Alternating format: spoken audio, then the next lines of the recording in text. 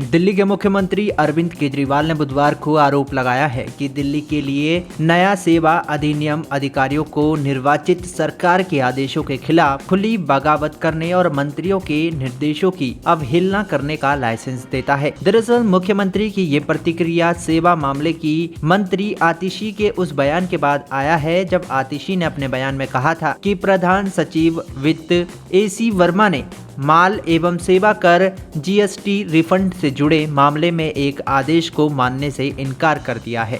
यहाँ पर इस बात का जिक्र कर दें कि आतिशी ने उच्च न्यायालय द्वारा दिल्ली सरकार के खिलाफ दिए गए फैसले को उच्चतम न्यायालय में चुनौती देने के लिए वकील नियुक्त करने का आदेश भी दिया था, जिसे प्रधान सचिव वित्त ने मानने से इनकार कर दिया है। फिलहाल दिल्ली के मुख्यमंत्री अरविंद केजरीवाल ने ट्विटर पर एक पोस्ट में कहा था कि दिल्ली सेवा अधिनियम अधिकारियों को निर्वाचित सरकार के लिखित आदेशों का खुले तौर पर विरोध करने का लाइसेंस देता है। अधिकारियों ने निर्वाचित मंत्रियों के आदेश को अस्वीकार करना शुरू कर दिया है। क्या कोई राज्य या देश या संस्थान इस तरह से काम कर सकता है? यह कानून दिल्ली को बर्बाद कर देगा और BJP यही चाहती है।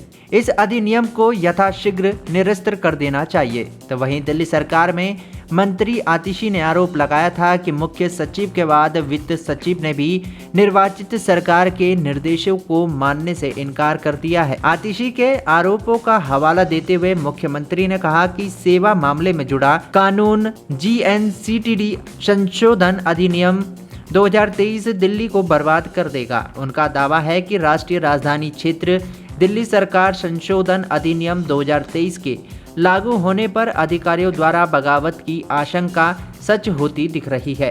उन्होंने आरोप लगाया है कि सेवा अधिनियम का इस्तेमाल करके दिल्ली सरकार के कामकाज को बाधित करने का प्रयास किया जा रहा है। आतिशी ने आरोप लगाया कि अधिकारियों के बगावत की जो बात कही जा रही थी वो सही साबित हो रही है। दिल्ली के मुख्य सचिव के बाद अब वित्त सचिव ने भी 40 पन्नों का पत्र लिखकर निर्वाचित सरकार के आदेश को मानने से इनकार कर दिया है। उन्होंने बताया कि उनके पूर्ववर्ती कैलाश गहलोत ने करीब 1 करोड़ रुपए के रिफंड संबंधी GST के मामले को उच्चतम न्यायालय में चुनौती देने का निर्देश जून में दिया था। आतिशी ने बताया कि उन्होंने इसी तरह का आदेश 12 जुलाई को जारी किया था। ये विवादित मामला नहीं था बल्कि दैनिक कामकाज का हिस्सा था, लेकिन 5 जून से अब तक मंत्रियों के आग्रह के बावजूद याचिका दायर नहीं की गई। अब वित्त विभाग के प्रधान सचिव ने 40 पन्नों का पत्र भेजकर आदेश को मानने से इनकार कर दिया है।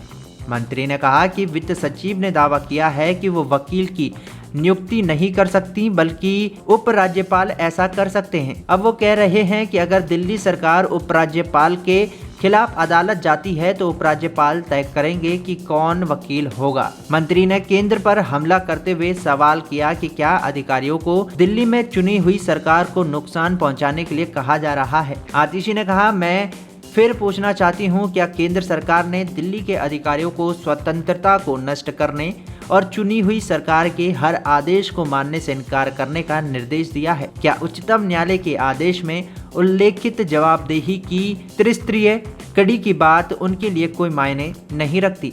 बता दें कि आतिशी के पास केजरीवाल सरकार में सेवा और सत्कर्ता सहित कई विभाग हैं। उन्होंने इससे पहले आरोप लगाया था कि मुख्य सचिव नरेश कुमार दिल्ली सरकार के विभागों और राष्ट्रीय राजधानी नागरिक सेवा प्राधिकरण के बीच समन्वय से जुड़े आदेशों का अनुपालन नहीं कर रहे हैं।